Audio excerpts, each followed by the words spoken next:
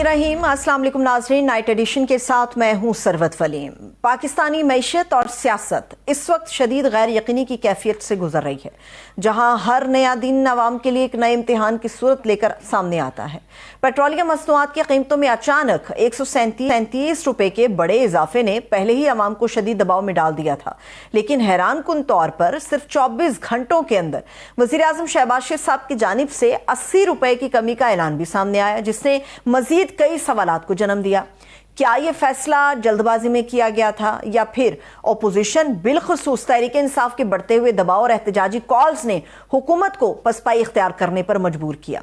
2024 के इंतखाब हुए उसके बाद से तहरीक इंसाफ मुसलसल हुकूमत के लिए एक बड़ा चैलेंज बनी हुई है, जो ना सिर्फ बयानिए की सतह पर बल्कि सड़कों पर भी अपनी मौजूदगी साबित करती है।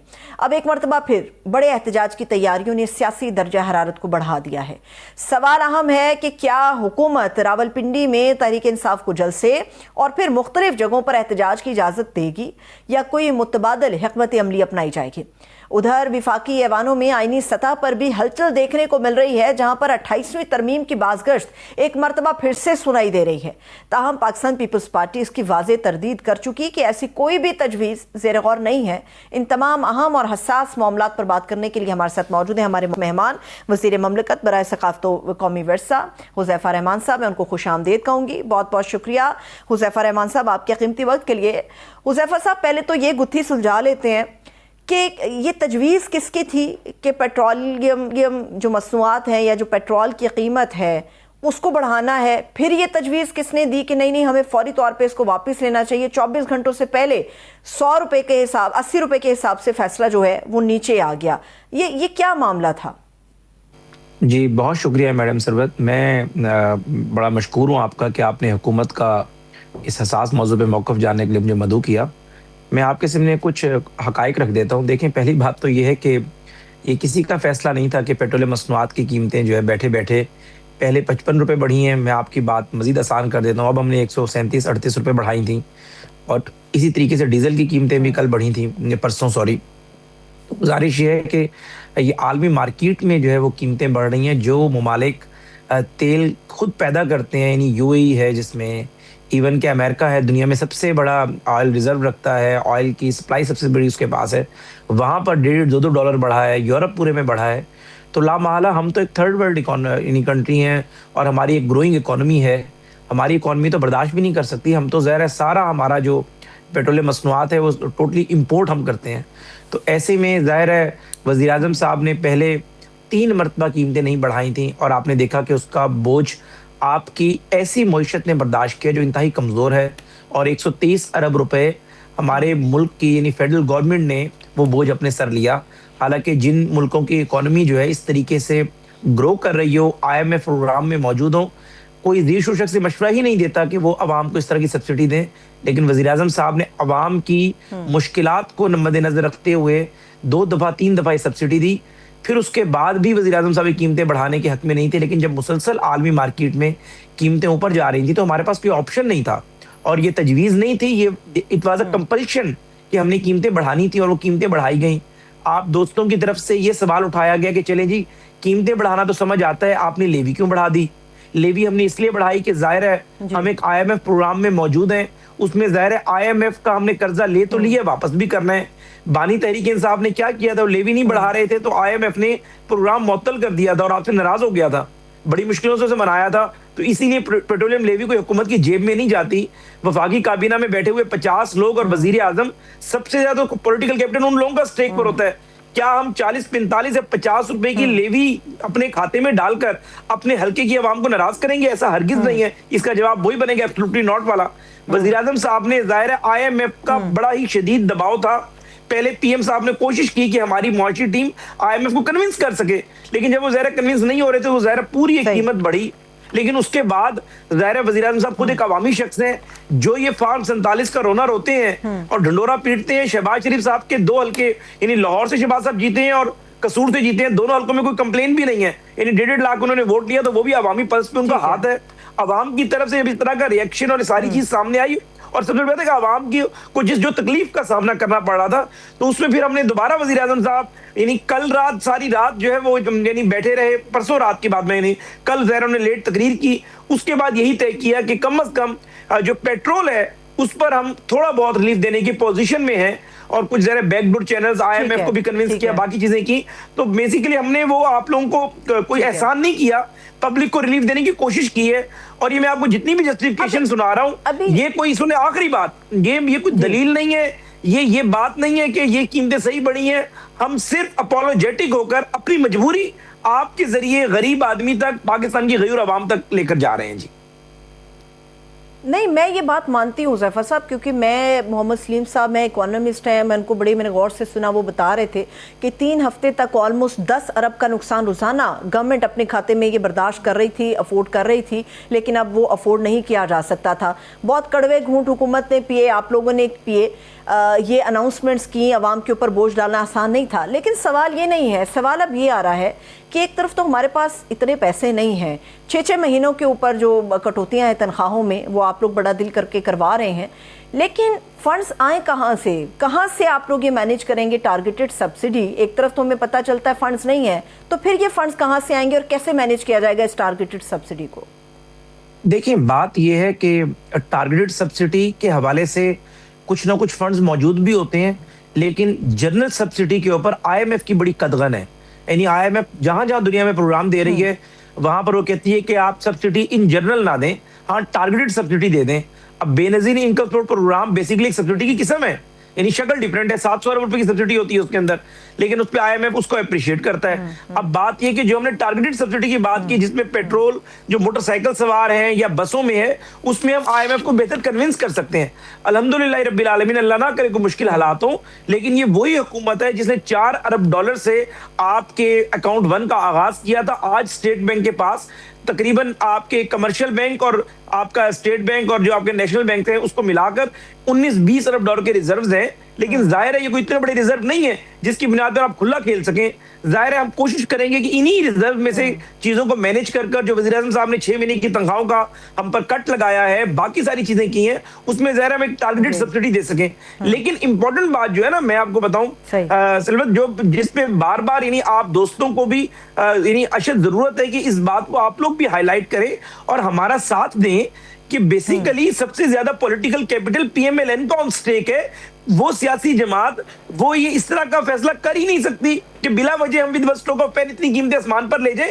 پوری دنیا میں قیمتیں بڑھی ہیں. میں آپ کو ایک چھوٹی سی مثال دوں، کل میرے دوست آئے ہیں، میں جب ایک ٹاک شو کر رہا تھا تو میں نے کہا کہ میں اپولوجیٹک تھا، تو مجھ سے لڑ پڑے وقفے میں کہ آپ اپولوجیٹک کیوں ہیں، آپ کلیئر بتائیں، پوری دنیا میں قیمتیں بڑھ رہی ہیں. میں نے کہا یار عوام ابھی سننے کے موڈ میں نہیں ہے، ہم ان کی نمک جو ہے وہ ان کے اوپر زخموں پہ نمک چھڑکنے کے مترادف بات ہو جائے گی کہ میں دلیل دوں گا. وہ مجھے کہنے لگے بھائی جان میں کل سری لنکا سے آیا ہوں، سری لنکا میں پیٹرول پمپس پر پیٹرول نہیں ہے، ٹوکن جاری ہو رہے ہیں. کہتے وہ ابھی آئی ایم ایف پروگرام سے بھی بچ کے نکلا ہے. کہتے ایک جگہ پر ایک رکشے والے نے ہمیں کہا، سوری ٹیکسی والے نے، کہ میں آپ کو فلاں جگہ چھوڑ دیتا ہوں، اور ان کو 300 روپے کرایہ بن رہا تھا یعنی وہاں کی کرنسی کے مطابق اس نے کہا مجھے وہ کرایہ نہ دینا، آپ لوگ صرف جو چائے کی دکان ہوگی یعنی آپ لوگ چائے پینا نہ پینا، 2 ٹوکن دیں گے، اور 2 ٹوکن آپ مجھے دے دینا تاکہ میں فیول ڈلوا سکوں. یعنی پوری دنیا میں یہ حالات ہے، اور یہ پھر کوئی جسٹیفیکیشن نہیں ہے، یہ مجبوری ہے. اور اس مجبوری کا شہباز شریف صاحب کو، میاں نواز شریف کو، پوری کابینہ کو پورا احساس ہے. And I am giving you words, جس تیزی سے قیمتیں اوپر گئی ہیں اسی تیزی سے نیچے آئیں گی. صرف دعا کریں کہ ہم اس ازمائشی حالات سے نکل آئیں، اور یہ سارے فیصلے مجبوری میں کیے گئے ہیں جس کا ہمیں شدید احساس ہے، اور غریب آدمی کے ساتھ ہم کھڑے ہوئے ہیں. بس غریب آدمی بھی دعا کرے اور اللہ کرے ہمارے لیے آگے آسانیاں ہوں. آمین آمین. لیکن حذیفہ صاحب تنقید یہ، آپ بالکل صحیح مثال ہمارے سامنے دے رہے ہیں. دنیا میں ہم دیکھ رہے ہیں لائنیں لگی ہوئی ہیں، پیٹرول دستیاب نہیں ہے. رانا ثناء اللہ صاحب نے بھی آ کے ٹی وی پہ کہا کہ آپ کو پیٹرول تو مل رہا ہے، بڑی اچھی بات ہے، پیٹرول مل رہا ہے، دستیاب ہے. لیکن مسئلہ یہ ہے حذیفہ صاحب کہ اس کو خریدنے کی سکت بھی تو ہو نا. پیٹرول سامنے ہمارے پڑا ہے، جیب میں پیسے نہیں ہیں کیونکہ پیٹرول مہنگا ہے، یہ بھی ایک فیکٹر ہے. اب دوسرا مسئلہ یہ ہمارے سر پہ آ کھڑا ہوا ہے کہ 2 دن سے پاکستان کے اندر یہ شور و غوغا مچا ہوا ہے کہ لو جی یو اے ای جس نے ہمیں قرض دیا تھا وہ تو اب مانگ لیا. پہلے حالات ہمارے جو ہیں وہ بڑے ماڑے ہیں، پتلے حالات ہیں ہمارے، اب یہ ہم قرض واپس کریں گے تو پھر کیا بنے گا، بحران تو اور آ جائے گا. اس جو پریشر بلڈ ہونے جا رہا ہے، یعنی ہم نے سنا بھی، اگر آپ تصدیق کریں کہ گورنمنٹ نے واپس کرنے کا فیصلہ کر دیا، اعلان بھی کر دیا ہے، تو اس پریشر کو آپ لوگ کس طرح سے ابزارب کرائیں گے؟ یہ ضرورت میں اس میں صرف یہی گزارش کروں گا کہ ظاہر ہے جو پیسے یو اے کے ہیں یا جس ملک کے بھی ہیں، جب انہوں نے مانگ لیے تو واپس کرنا ہمارا فرض ہے، اور ہم اس طرح کے لوگ نہیں ہیں، نہ ہم اس طرح کی حکومت ہے کہ جب تک پیسے ہمارے پاس تھے نہیں مانگ رہے تھے تو یہ بہت اچھا تھا، اور آج ہم کو اس طرح کی بات کریں ان کی بڑی مہربانی، جتنا عرصہ ہمارے پاس انہوں نے پارک کیے رکھا. لیکن الحمدللہ رب العالمین اس پہ ظاہر فائنانس منسٹری پورا موقف دے چکی ہے، وزارت خارجہ بات کر چکی ہے، جو جس کی چیز ہم نے دینی ہے وہ دیں گے، اور ہم نے اس کا الٹرنیٹ ہمارے پاس موجود ہے. الحمدللہ پریشان ہونے کی کوئی ضرورت نہیں ہے. یہ سارے جو قرض ہیں جو ماضی کی حکومتوں نے لیے، لیکن ظاہر ہے ہماری ڈیوٹی ہے ہم ادا کریں، اس گورنمنٹ ہم ہیں، وہ ہم ظاہر ہے ان کو واپس کر رہے ہیں، لیکن اس کا الٹرنیٹ موجود ہے. کوئی پریشانی کی بات نہیں ہے، آپ کے ریزروز پہ کوئی فرق نہیں پڑے گا، اور آپ کی معیشت اللہ کے فضل و کرم سے ٹریک پر رہے گی. ایک برادر ملک ہے، اس نے جتنا عرصہ ہم پر احسان کیا اس کی مہربانی، اب وہ واپس مانگ رہے ہیں. اور یہ بھی غلط ہے کہ آج کل یہ ایک لمبے عرصے سے چل رہا تھا، 3 4 5 ماہ سے، اور ظاہر ہے وہ رول اوور ہو رہی تھی چیزیں، لیکن اگر اب وہ واپس مانگتے ہیں تو اس کے اوپر میرے خیال سے ہمیں زیادہ کمنٹ نہیں کرنا چاہیے. ہمارا ملک جو فورن منسٹری ہے اس پر کمنٹ کر چکی ہے، وزارت خزانہ کر چکی ہے انشاءاللہ تعالی. لیکن یہ ضرور ہے کہ آپ کے توسط سے عام پاکستانی کو علم ہونا چاہیے کہ آپ تسلی و تشفی میں رہیں، آپ کی اکانومی بہتر ہے، اور اس واپسی سے آپ کو کوئی فرق نہیں پڑے گا. آپ کی حکومت نے مختلف پلان ABC ہوتے ہیں، اور آپ کے پاس تینوں بندوبست موجود ہیں.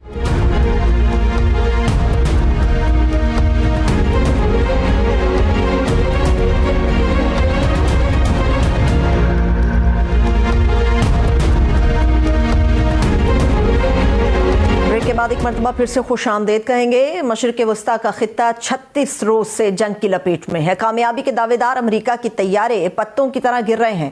ایران نے ایک ہی روز میں امریکہ کے 3 طیارے، 2 میزائل اور 3 ڈرون مار گرائے ہیں. ظاہر ہوتا ہے کہ ایران کی دفاعی صلاحیت محض ایک دعویٰ نہیں بلکہ حقیقت ہے، اور ایران جنگ کا یہ کھیل فرنٹ فٹ پر کھیل رہا ہے. گزشتہ روز امریکی صدر نے دعویٰ کیا تھا کہ تھوڑے ہی وقت میں آبنۂ ہرمز کو کھول سکتے ہیں. تاہم امریکی انٹیلیجنس نے اس بات کا قرار کیا کہ ایران کی دفاعی پوزیشن مضبوط ہے. آبنۂ ہرمز کی ناکہ بندی جلد ختم ہونے کا فی الوقت کوئی امکان نہیں ہے. امریکہ میں اس وقت ایران کے خلاف پروپیگنڈا کیا جا رہا ہے کہ ایران سفارتی حل کے لیے تیار نہیں، اور اسی لیے اسلام آباد آنے سے گریز بھی کر رہا ہے. ایرانی وزیر خارجہ نے ان خبروں کی تردید کی اور کہا کہ ایران نے مذاکرات کے لیے اسلام آباد جانے سے کبھی انکار نہیں کیا. انہوں نے جنگ بندی کے لیے پاکستان کی کوششوں پر اظہار تشکر بھی کیا.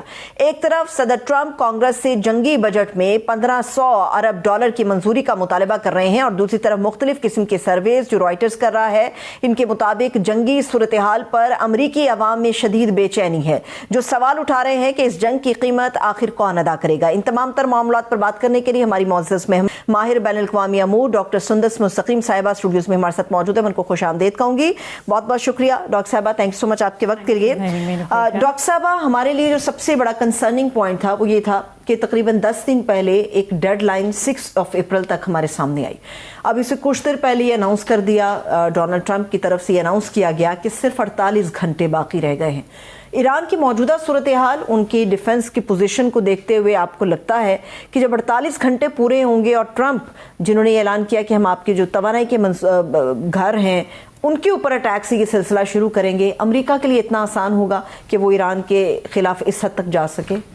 لیکن 6 اپریل کی ڈیڈ لائن تو پہلے بھی ٹرمپ نے دی تھی 5-6 اپریل تک ہی، اور یہ جو 2 ہفتے کہہ رہے تھے، جب 2 ہفتے پورے ہونے میں اب 2 دن رہ گئے ہیں تو انہوں نے کہا جناب 48 گھنٹے کا ٹائم دیا ہے. لیکن آپ دیکھیں یہ جو ٹرمپ کے بیانات ہیں جس کو ہم یہاں بیٹھ کے بہت سیریس لے رہے ہیں اور پوری دنیا سیریس لے رہی ہے، جس کو وائٹ ہاؤس کی طرف سے بیان آ رہے ہیں، کیا پینٹاگن گورنمنٹ بھی بہت سیریس، پوری دنیا سیریس لے رہی ہے، مگر بات ہی کیا پینٹاگن اس کو سیریسلی لے رہے ہیں؟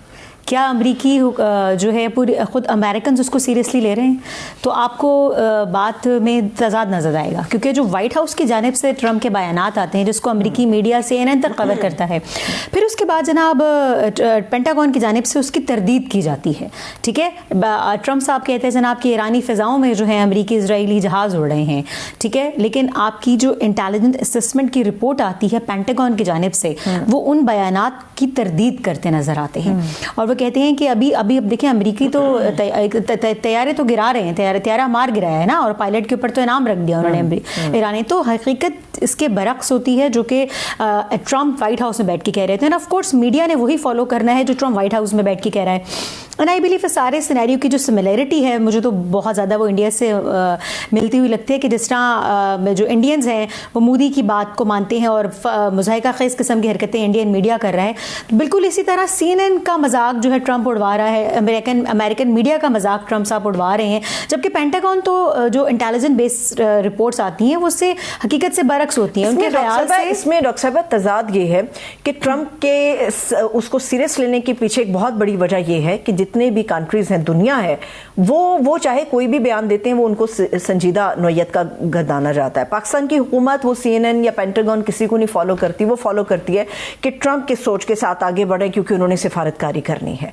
अभी जंग के हवाले से आपको लगता है कि जो सर्वेस अमेरिका के अंदर हो रहे हैं और डोनाल्ड ट्रंप की जिस किस्म की तकरीर हमने पिछले बुध को सुनी और जिस किस्म के बयानात वो दे रहे हैं, बेसिकली वो जंग हार चुके हैं लेकिन उसके अनाउंसमेंट से घबरा रहे हैं और उसी वजह से वो अपनी कैबिनेट के अंदर तब्दीलियां भी मुमकिन है अभी कुछ और करने जा रहे हों। और अभी न्यूयॉर्क पोस्ट ने भी ये दावा किया है कि जो पीट हेगेस्ट हैं उनको किसी वक्त भी ओहदे से हटाया जा सकता है। तो बेसिकली एक फ्रस्ट्रेटेड लीडर की हैसियत से आप ट्रंप को क्या देखती हैं कि वो ईरान के खिलाफ किस हद तक जाएगा? सिर्फ ट्रंप की नहीं देखेंगे, जो एज हेजमनी थी अमेरिका की, इंपेरियलिज्म था पूरी दुनिया में, बीइंग द सुपर पावर, और जो अमेरिका का जो प्रेसिडेंट है वो मोस्ट सुपर मतलब एक ताकतवर तरीन अहमियत का हामिल शख्स के तौर पर दुनिया देखती थी। अब वो ऐसा नहीं है और आने वाले सदूर के लिए भी ट्रंप जो है मुश्किलात खड़ी कर चुके हैं अमेरिका के, क्योंकि अब अमेरिका की तारीख में हमने तो अपने होश में नहीं देखा कि अमेरिका के सदर को जो है वो एक मुज़ाकरा ख़ेज़ किस्म के प्रेसिडेंट या उसके बयानात को ले आ जा रहा है। तो ये सिर्फ अपनी साख को नुकसान नहीं पहुंचा रहे, वो अमेरिका के आने वाले सदूर के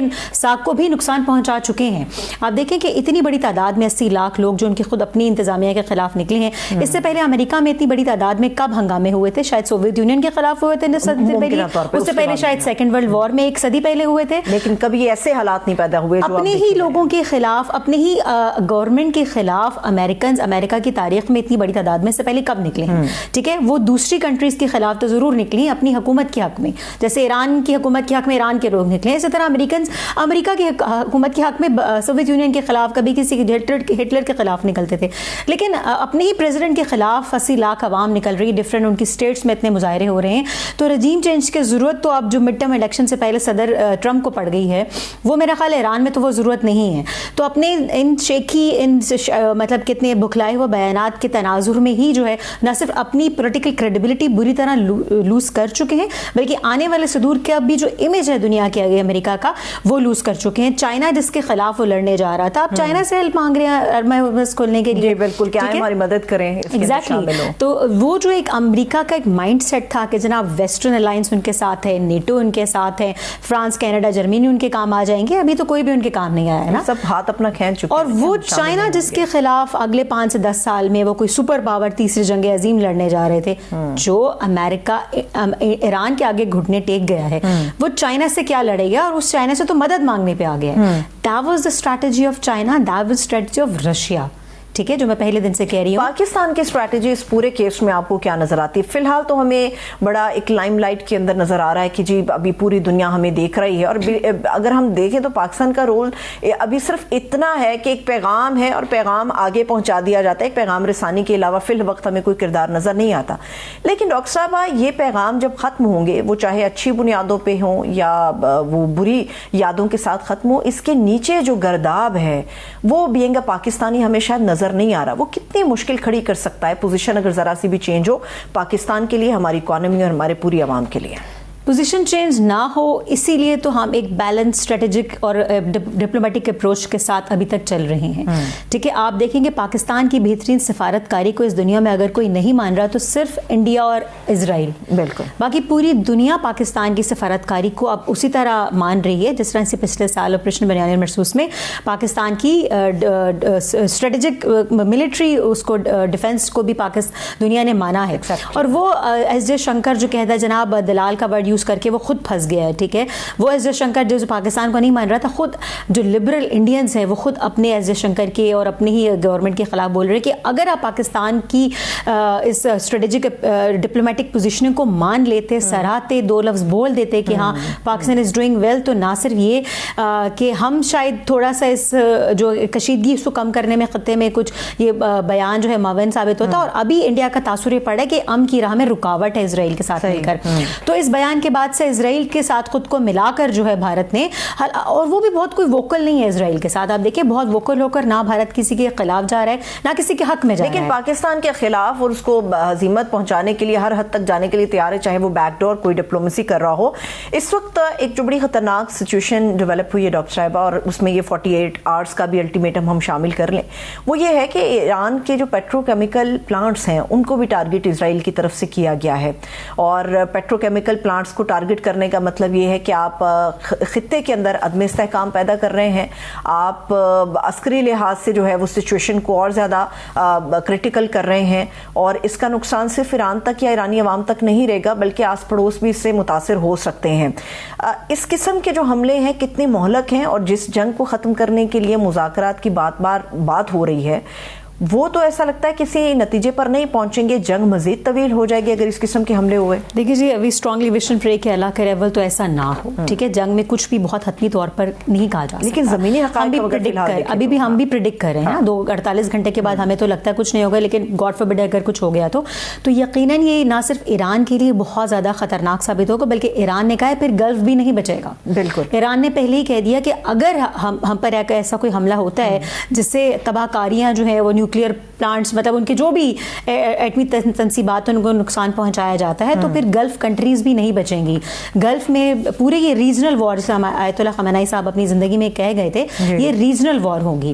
ٹھیک ہے, اور ریجنل وار تو ابھی ہے نا یہ. اچھا آپ دیکھیں کہ جو زیر زمین ایران نے جو ان کی ایٹمی تنصیبات ہیں اور جو ان کے ذخائر ہیں میزائل کے, جو کہ رکنے کا نام نہیں لے رہے ہیں, شاید خیال یہ کیا جاتا تھا کہ جناب شاید 2 دن میں ان کی جو میزائلز ہیں وہ ختم ہو جائیں گے, بٹ وہ بیک بائی رشیا اور بیک بائی چائنا, ایران کے اپنے جو انہوں نے بار بار نئے نکال رہے ہیں, جو بن پڑ رہا ہے اس کو کر رہے ہیں. تو ایران دہائیوں سے اس جنگ کے لیے تیار تھا, تو اپنے زیر زمین اسلحہ میزائل اور ایٹمی تنصیبات کو محفوظ ابھی تک اس کے ہیں, اور وہ نہیں رک رہا ہے. اور طویل مدتی جنگ کے لیے اس وقت صرف اور صرف ایران تیار ہے. 13 فوجی امریکہ کے مرے ہیں تو پورا امریکہ ہل کے رہ گیا. اسرائیلی آلریڈی بنتر بن گاڑیوں میں چھپے بیٹھے ہیں.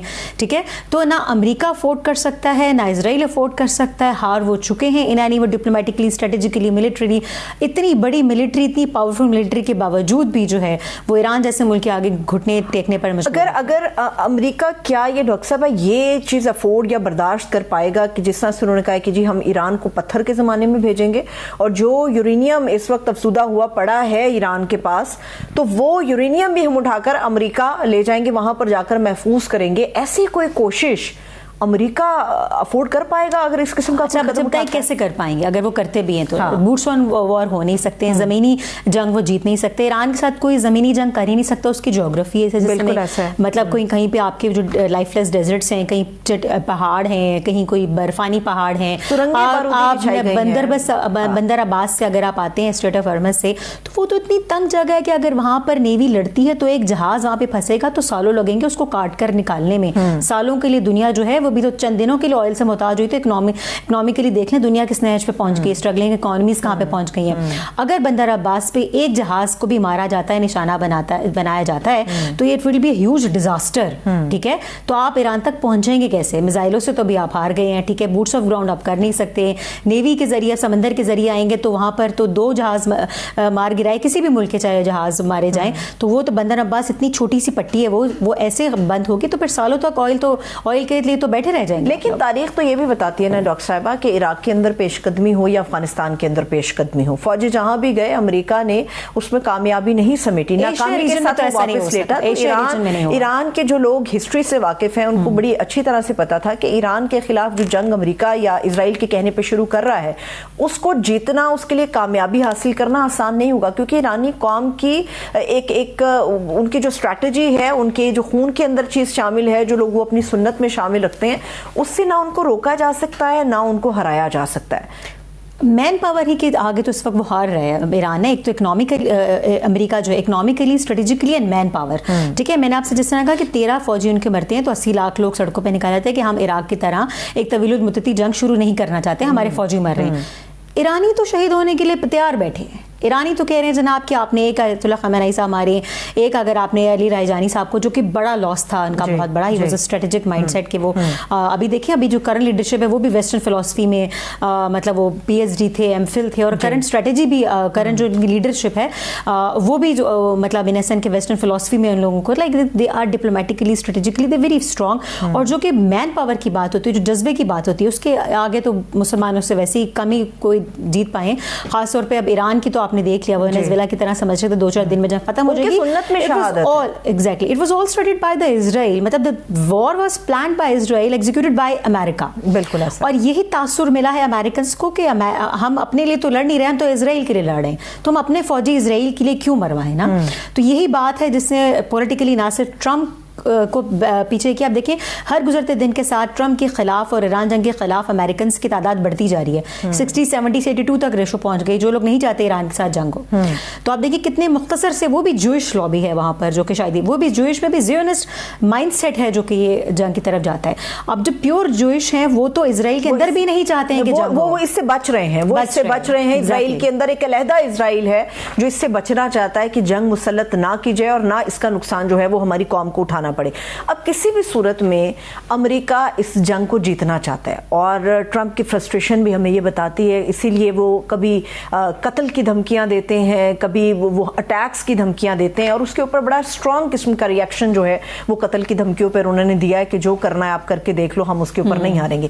لیکن جس قسم کے تھریٹس آ رہے ہیں, آپ کو نہیں لگتا کہ سچویشن خود امریکہ یا ٹرمپ خطرے میں ڈال رہے ہیں؟ ایک طرف سفارتکاری کی مذاکرات کی بات کر رہے ہیں, کوئی ڈیل لینا چاہ رہے ہیں, اور ایک اس قسم کے سٹیٹمنٹس آ رہے ہیں, تو یہ کتنا مشکل کر دیں گے پاکستان کے لیے سفارتکاری کرنا اور امریکہ کے لیے اس جنگ کا پرامن طریقے سے ختم کرنا. دونوں چیز. پاکستان کی سفارتکاری اتنی خطرے میں نہیں ہے جتنی امریکہ کے لیے جلدی پرامن طریقے سے جو ہے وہ خطرے میں ہے جنگ کو ختم کرنا. اور یہی ہپوکریٹک اپروچ ہے جس کا ایرانی اسپیکر نے بھی ذکر کیا تھا کہ ایک طرف تو آپ جنگ روکنے کی پاکستان کو سراہ رہے ہیں, میڈیٹر پاکستان کے کردار کو جو ہے وہ اپریشیٹ کرے, دوسری طرف آپ جو ہے مزید اپنی فوجیں سین ڈیاگو سے آپ نے فوجیں نکالی اور آپ فوجیں نکال رہے ہیں. تو یہ کون سی ہپوکریٹک اپروچ ہے؟ مطلب ایک آپ نے ایک امیج بلڈ کرنے کی ناکام کوشش کی کہ دیکھو ہمارے پاس فوج ہے, بھیج رہے ہیں, فوج آپ کے پاس ہے, آپ بھیج رہے ہیں, مگر کیا آپ جنگ بھی جیت رہے ہیں کہ نہیں؟ ڈپلومیٹک گراؤنڈ پہ آپ نہیں جیت رہے, ملٹری وائز نہیں جیت رہے, ڈیفینس وائز نہیں جیت رہے ہیں, کسی بھی طرح آپ جنگ نہیں جیت رہے ہیں. تو فوجوں کا دنیا کو دکھانے سے کہ ہمارے پاس اتنی فوجیں ہیں تو آپ فوج جنگ نہیں جیتتے. ابراہیم لنکن جو وہاں کھڑا ہے, کتنے ہزاروں فوجی وہاں پر موجود ہیں, ان کی جانیں, ان کی فیملیز. اب اکنامکلی بھی 1 ملین کا جو روز کا نقصان امریکہ برداشت نہیں کر سکتا ہے. 5-10 ہزار کے جو میزائل ہے ایران کے پاس, ان کے لیے انٹرسیپٹر جو ہے $5 سے 10 ملین کا انٹرسیپٹر ہے, اور ایک میزائل کو مارنے کے لیے 11 انٹرسیپٹر چاہیے ہوتے ہیں. تو دس از دا پرفیکٹ ایسیمیٹریکل وارفیئر جو کہ آنے والی ہسٹری کو پڑھایا جائے گا. ایک تو پاکستان کی جو مئی میں بھارت کے خلاف فضا میں ہی ہم نے جنگ ختم کی, وہ پڑھائی جائے گی, ڈیفینیٹلی وہ ہسٹری کا حصہ رہے گی. ایک ایران جنگ اور ان کی جو اسٹریٹجی ہے. ایک آخری سوال ہے ڈاکٹر صاحبہ, میں جو بار بار آپ سے پاکستان کی سفارتکاری کی بات کر رہی ہوں, اس کا جو نقطہ سب سے اہم ہے, اس وقت پاکستان کوشش کر رہا ہے کہ کول ڈاؤن ہو مڈل ایسٹ پورا, اور کوشش بھی کر رہا ہے. ہم نے دیکھا کہ پچھلے ہفتے 2 دن بڑی اہم ملاقاتیں رہیں, 4 بڑے اہم طاقتور وزرائے خارجہ پاکستان میں آئے, ایک بیٹھک ہوئی. ان وزرائے خارجہ میں ایک سعودی عرب کے وزیر خارجہ بھی شامل تھے. پھر اس کے ساتھ کچھ دن کے بعد گلف کنٹریز کی طرف سے کلامیاں بھی ہمارے سامنے آئے, جن میں سعودی عرب بھی شامل تھا, کہ امریکہ کو ریکویسٹ کی گئی کہ آپ کسی بھی طرح اس جنگ کو ختم کریں, ایران کے معاملہ جیسے بھی اس کی تمام صلاحیتوں کو ختم کریں. پاکستان کے لیے مشکل میں اس لیے بار بار پوچھ رہی ہوں, ایک وقت آئے گا جو ہمیں صورتحال بنتی ہوئی نظر آ رہی ہے. پاکستان ڈیفنس ایگریمنٹ میں سعودیہ کے ساتھ ہے, ایران کے معاملے میں بھی وہ تھوڑا نرم ہاتھ رکھنا چاہتا ہے. اگر کبھی ہمیں کوئی چوائس لینی پڑ گئی تو پھر ہم کیا کریں گے؟ اسی لیے تو میں کہہ رہی ہوں کہ پاکستان دو دھاری تلوار پہ چل رہا ہے. جی بالکل, یہ بات تو رائٹرز کی اپنی رپورٹ بھی کہی ہے کہ پاکستان جو ہے اس وقت بہت سینسٹیو پوزیشن پہ ہے, and there is no doubt about it. ہم پاکستان کیوں ایران میں جنگ نہیں چاہتے, صرف اس لیے نہیں کہ ہماری نیبر کنٹری ہے, صرف اس لیے نہیں کہ اگر خدا نہ خواستہ کوئی مسئلہ ہوتا تابکاری کی شعائیں اس یہاں تک بھی آئیں گی, صرف اس لیے نہیں کہ اکنامیکلی آئل پہ ابھی ہمیں ایران نے اجازت دی ہے 2 جہاز گزرنے کی, تو ابھی ہماری حالت دیکھ لیں, آئل پیٹرول کی قیمتیں کہاں تک پہنچ گئی ہیں. ٹھیک ہے, اس لیے نہیں, اور اس لیے بھی کہ ہمارا یہی جو آپ نے کہا ڈیفینس ڈیل سعودی عرب کے ساتھ ہوئی ہے, اور ہم نہیں چاہتے کہ ہمارا جو فائنلی ہمیں کسی نے اس قابل سمجھا کہ ہمارے ساتھ ڈیفینس ڈیل کرے, ہم فائنلی ملٹریلی وائز ہمارے یہاں سے منیر صاحب اور ان کی جو اتنی واہ واہ ہو رہی ہے دنیا میں, ہم اسٹیپ بیک کریں. یہ جو دہائیوں بعد کھوئی ہوئی پوزیشن پاکستان نے بڑی مشکل سے حاصل کی ہے, ٹھیک ہے, ہم نہیں چاہتے کہ اس کو لوز کریں.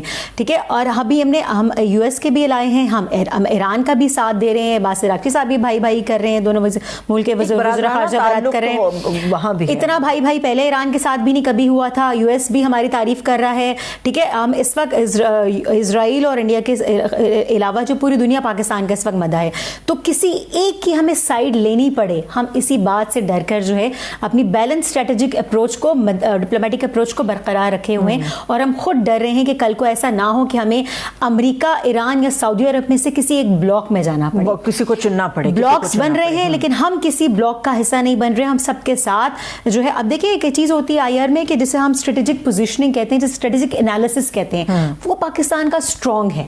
ٹھیک ہے, ہماری جو انالیٹیکل اور اسٹریٹجک انالیسز ہے, مطلب ان اسینس کے ملٹری وائز دیکھ لیں, ڈپلومیٹک وائز دیکھ لیں, آن گراؤنڈ دیکھیں, وہ ابھی تک بیلنس پوزیشن پر ہے, اور ہم کوشش میں آج کی تاریخ تک اس کوشش میں کامیاب ہیں, اس کو بیلنس رکھیں.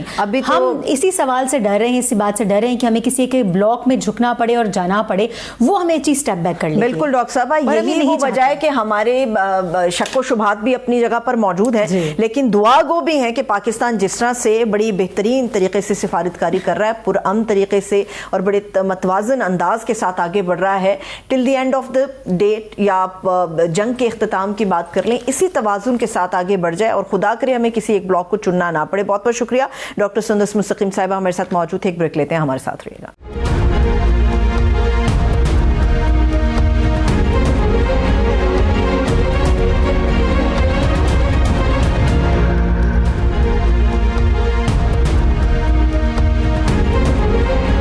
ایک مرتبہ پھر سے خوش آمدید کہیں گے. ناظرین, پاکستان اس وقت ایک حساس سیاسی معاشی دور کے سامنا کر رہا ہے. جو پولیٹیکل پولرائزیشن ہے اس کے ساتھ ساتھ اکانومی کے اوپر بھی دباؤ مزید بڑھ رہا ہے. پیٹرولیم مصنوعات کی قیمتیں اگر ہم دیکھیں تو تاریخ کی بلند ترین سطح پر جا پہنچی ہیں. عوام مہنگائی کے نئے طوفان تلے دب چکے ہیں, جبکہ اپوزیشن باشمول پاکستان تحریک انصاف احتجاج کرنے پر تلی ہے. حکومت وزراء مصدق ملک صاحب اور عطا طارق صاحب نے آج ایک پریس کانفرنس کی اور کہا کہ حکومت 3 ہفتے تک مہنگائی کا سامنا کرتی رہی اور بلکہ ایک دیوار بن کے کھڑی رہی, مگر آخر کب تک مہنگا تیل خرید کر سستے داموں فراہم کیا جا سکتا ہے. ادھر پاکستان تحریک انصاف بھی شدید مزاحمت کا بیانیہ لے کر میدان میں اترنے کو تیار ہے. اب ایک عام سوال ہے کہ کیا کسی بڑی تحریک کے لیے پاکستان تحریک انصاف کا جو اپنا ہوم ورک ہے وہ مکمل ہے, اور کیا آج کے حالات پاکستان تحریک انصاف کے حق میں اور حکومت کو دباؤ میں لے کر آ سکتے ہیں؟ پاکستان میں سیاست اب محض ایک سیاسی اختلاف نہیں رہی. سیاست ہمیشہ ڈائیلاگ کے ذریعے آگے بڑھتی ہے, لیکن بدقسمتی آپ اسے کہہ لیجئے اہل سیاست ڈیڈ لاک پر ضد لگائے بیٹھے ہیں. کیا پاکستانی سیاست اسی ڈگر پر کاربند رہے گی یا پھر کوئی غیر متوقع مفاہمت کا کوئی نیا راستہ چننا پڑے گا؟ ادھر خطے میں چھڑی جنگ کی صورتحال بھی پاکستان کے لیے بہت الارمنگ ہے. پاکستان ایک بہترین سفارتکاری کے ساتھ آگے تو بڑھ رہا ہے, مگر کیا سفارتی آزمائش کے اس امتحان میں پورا اترنے کے لیے جو اجزاء درکار ہیں وہ بھی اس وقت پورے ہیں پاکستانی حکومت کے پاس؟ انہیں تمام تر ایشوز پر بات کرنے کے لیے سینئر تجزیہ کار ہمارے مہمان عامر ضیاء صاحب میرے ساتھ موجود ہیں. میں ان کو خوش آمدید کہوں گی. بہت بہت شکریہ عامر ضیاء صاحب, تھینک یو سو مچ آپ کے وقت کے لیے. سر, 1 بائی 1 چیزوں کی طرف جاتے ہیں. ابھی ہم ایران جنگ کی بات کر رہے تھے, لیکن آج اور کل جو ایک ٹاپ ڈسکشن ہم کہہ سکتے ہیں وہ یو اے ای کا وہ قرض ہے جس کو اس نے رول اوور کرنے سے انکار کر دیا, اور اس وقت یہ بحث چل رہی ہے کہ کیا ہوگا, کیسے ہوگا, کس طرح سے آگے جایا جائے گا. انہوں نے کہا کہ جی ہم واپس لیں گے, اور پاکستان نے اطلاعات میں ہے کہا ہم واپس کر دیں گے. اب پوائنٹ یہ ہے, نقطہ یہ ہے کہ پاکستان کی اکانومی کی جو اس وقت صورتحال ہے, آپ کے نزدیک اگر ہم یہ واپس کرتے ہیں تو سنبھل پائیں گے؟ اس پوزیشن میں ہیں ہم؟ یہ جو اس وقت ہمارے پاس مطلب $16 بلین سے اوپر کے ریزروز ہیں، اور ہم اکثر بہت پہلے سے کہتے رہے کہ اس میں سے 12 بلین جو ہے مانگے کے ہیں، سعودی عرب کے پیسے رکھے ہوئے ہیں، چائنا کے رکھے ہوئے ہیں، اور UAE کے بھی ہیں۔ اب ان کے اگر $2 بلین واپس کر سکتے ہیں تو یقیناً اس سے ہمارے زر مبادلہ کے ذخائر جو کم بھی ہوں گے، اور جو ہماری کرنسی پہ دباؤ بھی آ سکتا ہے۔ اب ظاہر ہے کہ ہم پوری طرح کہتے ہیں پکچر میں نہیں ہے، ہو سکتا ہے کہ پاکستان جو ہے کیا اس کے جو دیگر دوست ممالک ہیں وہ کیا اس کو مزید لینڈ کرنے کے لیے تیار ہیں۔ یہ ایک سوال ہے کہ پاکستان کی جو $2 بلین $2.5 بلین کو واپس کرے گا، اس خلا کو کیسے فل کرے گا، یا کہ ہم 14.5 بلین کے اوپر کھینچ سکتے ہیں اپنے زر مبادلہ کے ذخائر کو۔ میرے خیال میں دوسری صورت بھی ممکن ہے۔ ایک ہمیں کہتے ہیں نا کہ شارٹ ٹرم میں ایک جھٹکا لگے گا، لیکن ہمیں سمجھنا یہ ہوگا کہ UAE جو ہے اس وقت جو ہے اس کے ساتھ کئی معاملات کے اوپر پاکستان جو ہے کہتے ہیں ہم آہنگ نہیں ہے، اور UAE جو ہے جب سے اس نے مطلب اسرائیل کے ساتھ اس کے بہت ہی قربت کے تعلقات ہوئے ہیں، ساتھ ہی پھر ہم نے دیکھا بھارت کو اسٹریٹجک پارٹنر بنایا ہے، ہمیشہ سے پاکستان کے تاریخی طور پر ان کے ساتھ اچھے تعلقات رہے ہیں، لیکن پاکستان کی کیونکہ سعودی عرب سے زیادہ کلوزنس ہے، اور ہم نے دیکھا ہے کہ جی UAE اور سعودی عرب کے درمیان بھی جو ہے ایک آپ کو ذرا سا کھچاؤ نظر آئے گا، اور UAE جو ہے سعودیہ کے سائے سے نکل کر اپنا ایک شناخت بنانا چاہ رہا ہے، اور سمجھتا ہے کہ جی جب اسرائیل اتنا چھوٹا سا ملک ہے اور وہ اتنا زیادہ انفلوئنس کر سکتا ہے تو ہمارے پاس بھی پیسے بہت ہیں، بے شک ہم چھوٹے ہیں، تو بھی خطے میں اپنا اثر و نفوذ بڑھا رہا ہے۔ اس کی وجہ سے آپ کو لگ رہا ہے کہ جو ماضی میں ہماری ایک قربتیں ہوا کرتی تھی وہ کم از کم وقتی طور پہ جو ہے اس میں ذرا سے ایک دراڑ سی آ گئی ہے، دوریاں آ گئی ہیں۔ یقیناً پاکستان کی خواہش ہوگی کہ ان سے تعلقات کو بہتر بنائے، اچھا کرے، لیکن اگر اس وقت بھی 6% انہوں نے ہمیں دیا ہوا تھا سود، اور وہ ہر ماہ ہر 2 مہینے کے بعد رول اوور کر رہے تھے، تو ظاہر ہے کہ پاکستان کے پاس کوئی اور چوائس نہیں ہے، اور ہمیں یہ بالکل امید اور اعتماد ہونا چاہیے کہ پاکستان کے جو دیگر دوست ممالک ہیں جن کے ساتھ پاکستان مضبوطی سے کھڑا ہے، اب سوال یہ کہ کیا وہ آپ کی مدد کو آئیں گے نہیں آئیں گے، یہ ایک سوال ہے جس کے بارے میں میرے خیال میں حکومت جتنا جلد کوئی ڈیسیژن لے لے اور قوم کو اعتماد میں لے، جو مارکیٹ میں نروسنس ہے وہ دور ہو جائے۔ ٹھیک ہے، اس میں سر آپ کی گفتگو کے اندر سے 2 ایسے اجزاء ہیں جو میں نکالوں گی اور چاہوں گی کہ وہ دونوں آپ کے سامنے ایک ساتھ رکھ کے آپ کا ان کے اوپر تجزیہ حاصل کر لوں۔ اب UAE کی جب ہم بات کر رہے ہیں، اس کا پہلا فیکٹر تو یہ کہا جا رہا ہے کہ اس وقت پاکستان جو سفارتکاری کر رہا ہے ایران کے معاملے کو سارٹ آؤٹ کرنے کے لیے، جس طرح سے آگے بڑھ رہا ہے، دوست ممالک سے بات کر رہا ہے، چاہ رہا ہے کہ خطے کے اندر صورتحال کول ڈاؤن ہو جائے، اس کے اندر اس قسم کی سچویشن کو پیدا کر کے شاید کوئی سفارتی اور سیاسی پیغام بھی گورنمنٹ کے حوالے کیا گیا، پہلا تو یہ، اور دوسرا یہ فیکٹر بیان کیا جا رہا ہے کہ جنوری 2026 میں بڑے امپورٹنٹ نوعیت کے، اہم نوعیت کے جو ایگریمنٹس کیے ہیں بھارت کے ساتھ UAE نے، اس پہ ایسا لگتا ہے کہ اب UAE جو ہے وہ مالی امداد کی بجائے کاروباری پوائنٹس کی طرف دیکھ رہا ہے، اور بھارت کی جو منڈی ہے اس کے لیے بہترین ہے، اسی لیے وہ بھارت کی طرف اپنے آپ کو جھکا رہا ہے اور پاکستان سے اپنے آپ کو تھوڑا سا ڈسٹنس کر رہا ہے۔ یہ چاہوں گے ان دونوں کے اوپر اگر آپ اپنا تجزیہ دیں۔ یہ دونوں نکات میں نے اس کا تذکرہ بھی کیا تھا کہ جو ایک مسلط بنی ہے خطے میں وہ اسرائیل، متحدہ عرب امارات اور بھارت کی ہے، اور ان تینوں کے اندر جو ہے ایک کامنالٹی آئی ہے، اور گو کہ ایک مطلب ہمیں پتہ ہے کہ بہت سارے مسلم ممالک جو اسرائیل کے ساتھ تعلقات قائم کرنے میں بشمول پاکستان جو ہے ریلکٹنٹ ہے، متحدہ عرب امارات کے تو ہیں وہاں پر، اور ہمیں یہ بھی پتہ ہے کہ وہاں پر UAE کے اندر دبئی میں خصوصاً اگر آپ دیکھیں تو وہاں پر جو ہاسٹائل انٹیلیجنس ہے ان کی بھی بہت زیادہ ایکٹیویٹی ہے، اور پاکستان کے جو کئی ڈسیڈنٹس ہیں وہ بھی وہاں پہ ہمیں پتہ ہے کہ آپریٹ کر رہے ہوتے ہیں، کرمنلز کر رہے ہوتے ہیں، وہاں پہ بلیک منی کا بہت بڑا ایک ایشو ہے، تو یہ تمام وہاں پہ فیکٹرز ہیں UAE کے ساتھ، اور اس نئی جو ایک وہ بن رہی ہے، فضا بن رہی ہے، اس پہ پھر ان کی خواہش یہ ہے کہ امریکہ اور اسرائیل جو ہے کسی طرح اعلان کو فکس کر دیں، جو میرے خیال میں UAE کے حکمرانوں کی ایک وہ ہے، جبکہ پاکستان سمجھتا ہے کہ اگر یہ جنگ طول پکڑتی ہے اور ایران جو ہے اگر اس کو مطلب بہت زیادہ ڈیمیج کر دیے جاتے ہیں تو خطے کے جو ہے حق میں نہیں ہے، تو جو اسٹریٹجک انٹرسٹ ہیں دونوں ممالک کے وہ ایک دوسرے کے ساتھ جو ہیں ہم آہنگ نہیں ہیں UAE کے اور پاکستان کے ان معاملات پہ۔ تو بھارت کے ساتھ یقیناً بڑی منڈی بھی ہے، اس کے علاوہ آپ یہ بھی دیکھیں کہ بھارت کے ان اٹ سیلف جو ہے وہ اسرائیل کے ساتھ تعلقات ہیں، اور تو یہ تمام چیزیں مل ملا کر ایسی ہو گئی ہیں کہ جو مطلب ہے پاکستان اور جو سعودی عرب کے انٹرسٹ ہیں، یا پاکستان اور جو دیگر ترکی ہو گیا، ایجپٹ ہو گیا، کوشش کر رہے ہیں کہ خطے میں جنگ جو ہے پھیلے نہ یا طول نہ پکڑے، اس سے ہم آہنگ نہیں ہیں، ان کے انٹرسٹ جو ہے کچھ اور ہیں، متحدہ عرب امارات کے، اس کے لیے وہ کوشش بھی کر رہے ہیں حاصل کرنے کی۔ جی ضرورت ٹھیک ہے، لیکن عامر صاحب آپ کو نہیں لگتا کہ اس وقت دو دھاری تلوار ہے جس کے اوپر پاکستان ہمیں چلتا ہوا، پاکستانی حکومت چلتی ہوئی نظر آ رہی ہے؟ وجہ یہ ہے کہ ہم نے ایک تعلق کو بیلنس بھی کرنا ہے، پھر سعودی عرب ہو، ایران ہو، یو اے ای ہو، اور یہ بھی ہم نے دیکھنا ہے کہ امریکہ کیا چاہ رہا ہے اور خطے کی جو درستگی ہے یا مڈل ایسٹ کے لیے جو چیز مناسب ہے وہ کیا ہے، اور اس میں جو ساری نظریں ہیں اس وقت مڈل ایسٹ کو لے کے یا امریکہ کی جو امیدوں کا واحد محور ہمیں نظر آ رہا ہے وہ پاکستان کی حکومت ہی نظر آ رہی ہے، جن کے بارے میں کہا جا رہا ہے کہ ایک بہترین طریقے سے سفارتکاری کر رہے ہیں۔ یہ تو بہت بڑا چیلنج ہے، ہماری اکانومی بھی ہمیں نظر آتا ہے کہ بہت زیادہ اچھی نہیں ہے، اس چیلنج کو پورا کرنا بھی ہمارے لیے ضروری ہے اور مشکل بھی ہمیں اتنا ہی نظر آ رہا ہے۔ تو پاکستانی حکومت کی جو سفارتکاری ہے اس کو آپ کس طرح سے دیکھ رہے ہیں کہ کتنی بہتر انداز میں آگے بڑھ رہی ہے؟ کیا خطرہ ٹل جائے گا یا وقت گزرنے کے بعد خطرہ ہمارے سامنے کھڑا ہوگا؟ ضرور میں آپ کی اس بات سے اتفاق کروں گا کہ پاکستان تلوار کی دھار پہ چل رہا ہے اور جو صورتحال بڑی پریکیریس ہے پاکستان کے لیے، مگر ہمیں یہ سمجھ کیونکہ اس کی وجہ سمجھ میں آنی چاہیے کہ امریکہ ہمارا سب سے بڑا ایکسپورٹ پارٹنر ہے، ہم امریکہ کو انٹیگنائز نہیں کرنا چاہتے، ہم چاہتے ہیں کہ امریکہ سے ہمارے اچھے تعلقات ہیں، سمجھ میں آتے ہیں۔ سعودی عرب کے ساتھ ہماری اسٹریٹجک پارٹنرشپ ہے، متحدہ عرب امارات کے اندر جو ہے پاکستان کے بہت زیادہ جو ہے مالی یا فائنینشیل انٹرسٹ ہیں، پاکستانیوں کے بہت زیادہ فائنینشیل انٹرسٹ ہے، تو ہماری تو خواہش ہے کہ ان تمام ملکوں سے اچھے تعلقات ہوں، اور ایران کیونکہ ہمارا امیڈیٹ پڑوسی ہے اس کے اندر بھی وہاں پہ ایسے امپلوژن نہ ہو کہ کل کو اس کا جو آگ ہے یا وہاں کے اگر خدا نخواستہ بہت زیادہ چیزیں کولیپس کرتی ہیں، لوگ ہجرت کرتے ہیں، مہاجرین آتے ہیں، ہم وہ بھی نہیں چاہتے۔